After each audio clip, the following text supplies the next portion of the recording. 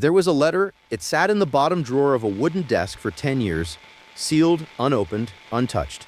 His daughter knew it was there. She had put it there herself. The afternoon they gave her his belongings. She just couldn't open it. Not yet. Maybe not ever. And then one morning in the summer of 2014, 10 years after her father died, she finally did. And what she read made her set the letter down on the kitchen table, walk to the window, and stand there for a very long time without making a sound. This is the story of what Marlon Brando wrote. But more than that, this is the story of why it took 10 years for someone to be ready to read it. Because before you can understand the letter, you have to understand the man who wrote it. And to understand that man, you have to go back to the beginning. Not to the fame, not to the films, to the part that came before all of that, and the part that lived underneath all of it, quietly for the rest of his life. Marlon Brando was born on April 3, 1924, in Omaha, Nebraska. His father, Marlon Sr., was a traveling salesman, hard, cold, largely absent. His mother, Dorothy, was beautiful, sensitive, and slowly disappearing into alcoholism. Brando would describe his childhood years later with the kind of precision that comes from spending decades trying to understand something that hurt you before you had the language to say what hurt was. His father never told him he loved him, not once. His mother was the warmth in the house, but the warmth flickered and went out regularly, and young Marlon learned what it was to reach for someone who wasn't fully there. He carried that lesson into every relationship he would ever have. He carried it onto every stage, into every film, into every marriage, into every attempt at fatherhood. He was a man who understood absence the way most people understand language, fluently, instinctively, in the bones. And despite every intention, despite genuinely loving the people in his life, he replicated the thing he had suffered. He was there and not there, present and somewhere else, capable of an intimacy that felt like revelation, and then gone, physically or emotionally, in ways that left the people who loved him standing in the place where he had been, wondering what had happened. By the time Marlon Brando became famous, he had already developed the habit of disappearing. First, it was into characters, the method approach, that deep excavation of interior life that made his early performances so devastatingly real. He didn't play people, he became them.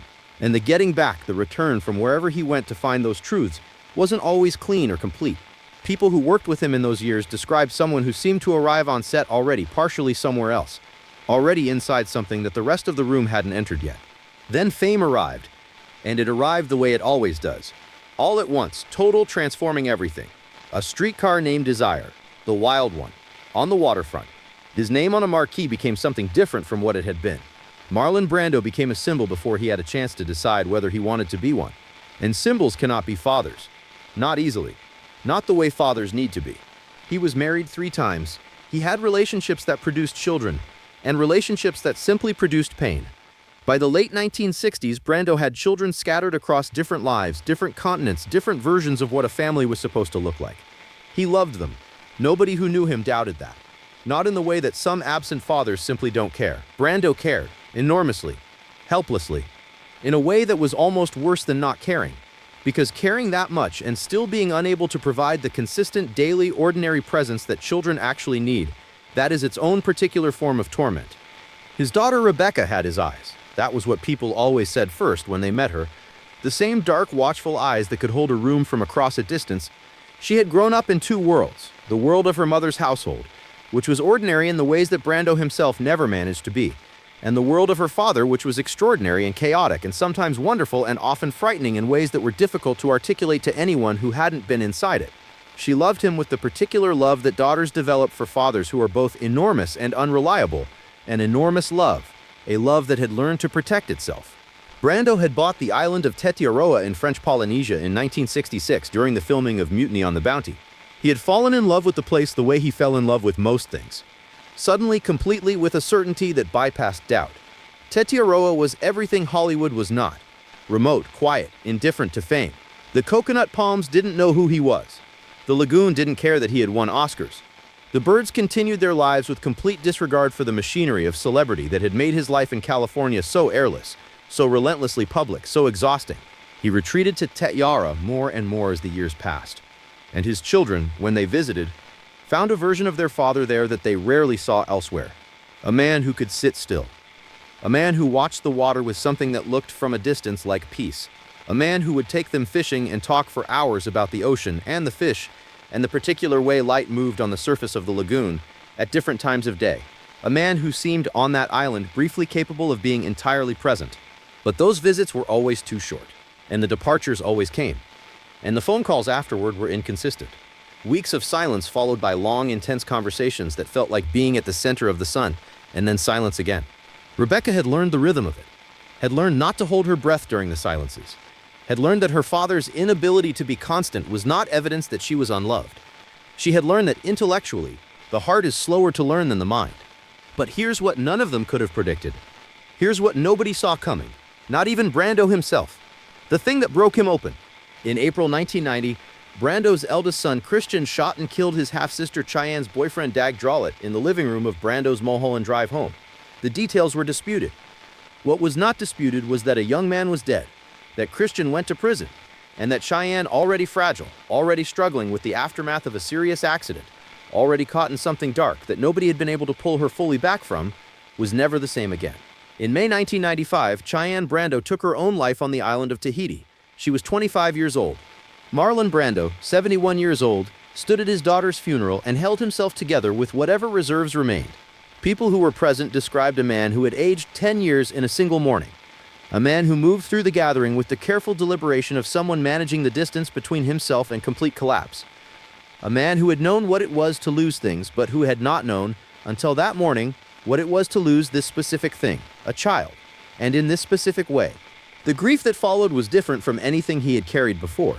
It was the grief of understanding too late, too clearly, the cost of all those years of absence. Not that absence had caused Cheyenne's death. The causes were far more complicated than that, and Brando understood that intellectually. But grief does not operate intellectually. Grief operates in the space where logic cannot reach. And in that space, a father who has been intermittently absent for decades will find, waiting for him every moment he didn't show up, every call he didn't make, every ordinary Tuesday when he was somewhere else, being extraordinary elsewhere, while his daughter was becoming whoever she was going to be without him there to witness it. He changed after Cheyenne. Everyone who knew him said so. The flamboyance, the performance of difficulty, the games he sometimes played with directors and journalists and anyone who represented authority, that energy went somewhere else.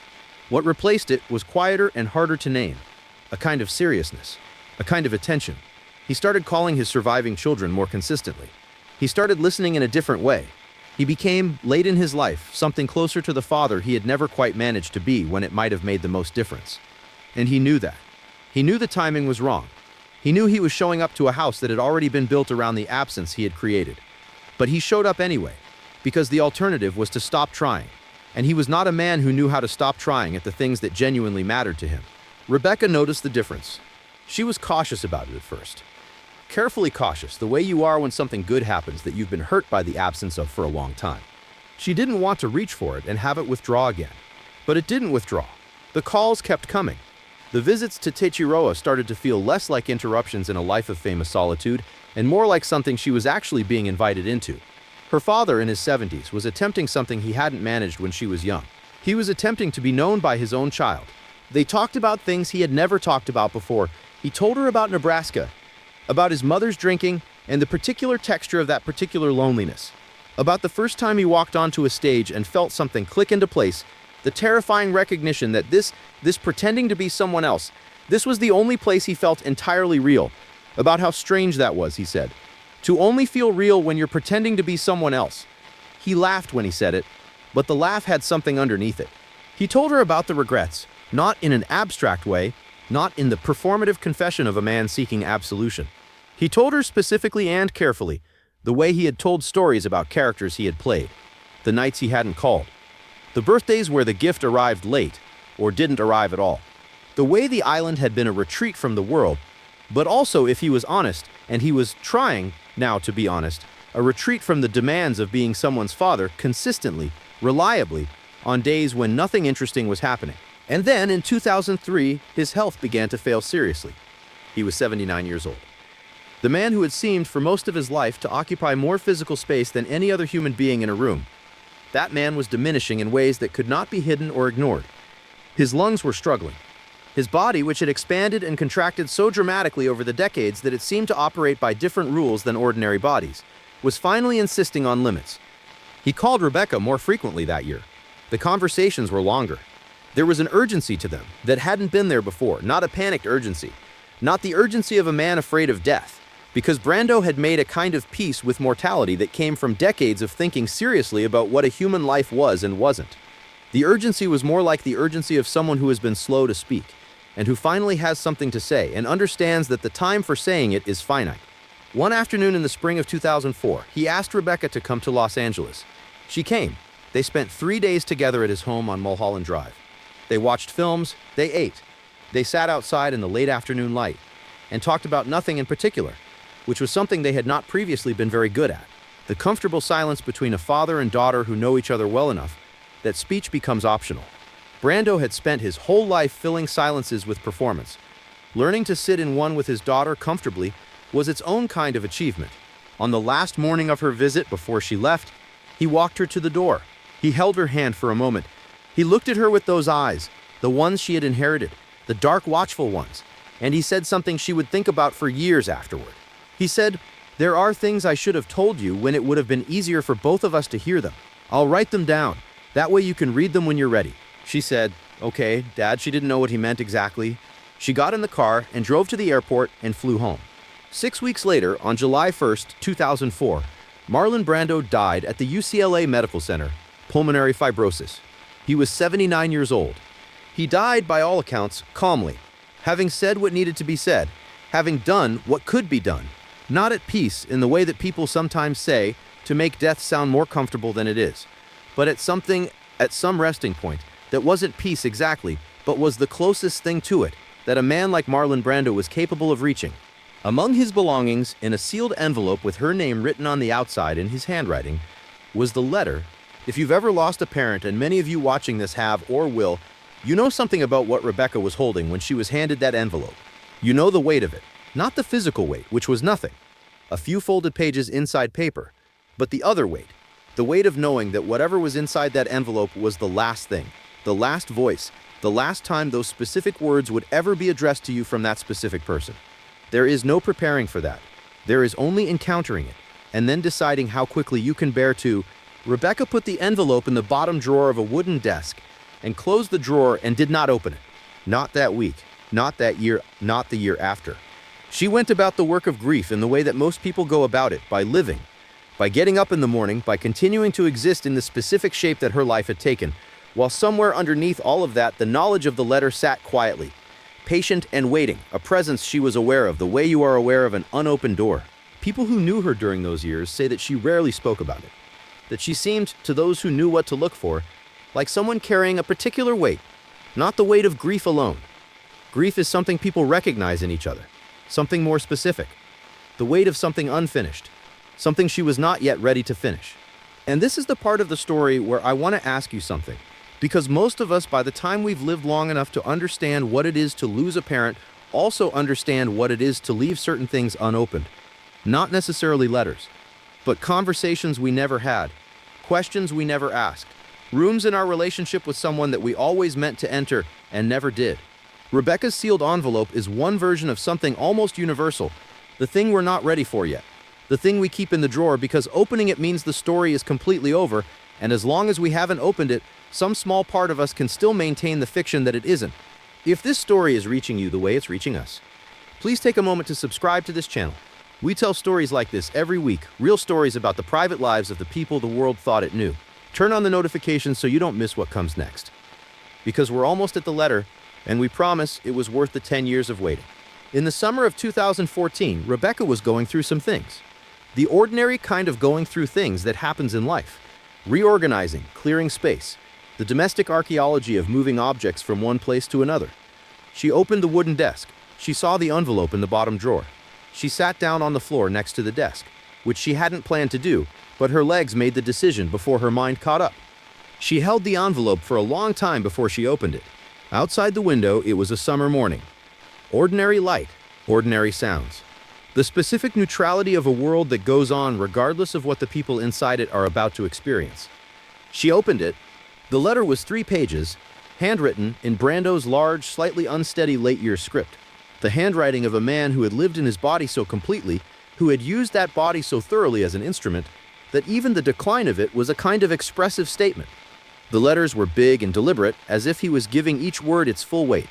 He began by telling her something she had not known, that the day she was born he had been somewhere else. not somewhere important, somewhere forgettable. He had gotten the call and had not gotten on a plane immediately, the way a different man would have. He had taken 2 days. He had arrived after. He had held her when she was already a few days old, when the original moment had already passed, and he had understood in that instant that he had made a choice that could not be unmade. He had never told anyone this. He had carried it for the whole of her life. And he was sorry, not in the way that people say sorry when they want to be forgiven. In the way that people say sorry when they know forgiveness isn't something that can be requested, only given, and only by the person who has the right to decide whether to give it. He wrote about Cheyenne.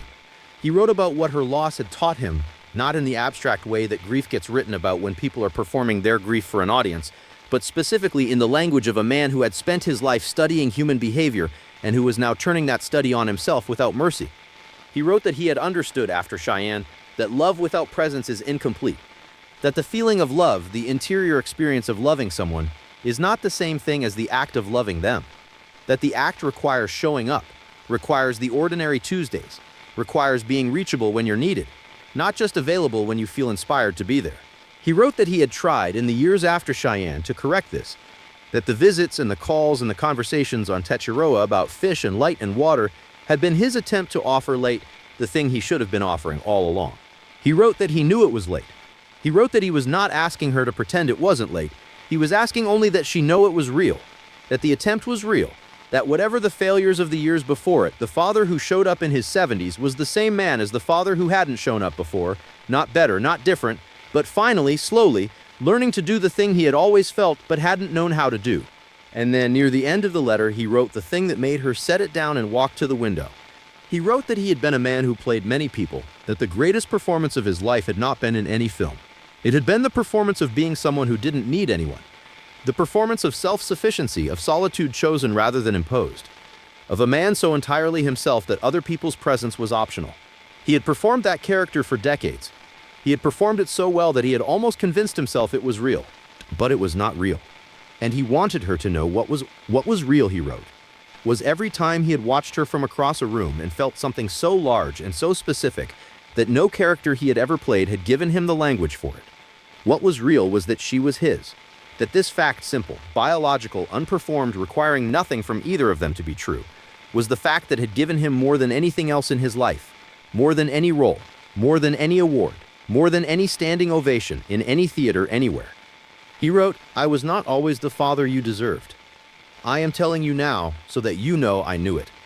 And I am telling you the other thing, the true thing, because you deserve to have it said plainly, without performance, without my usual gift for making everything more complicated than it needs to be."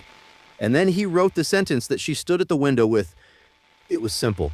It was the kind of sentence that Marlon Brando, the master of transformation, the man who had voiced some of the most carefully crafted dialogue in cinema history, would write at the end of his life when there was no longer any reason to be anything other than completely honest.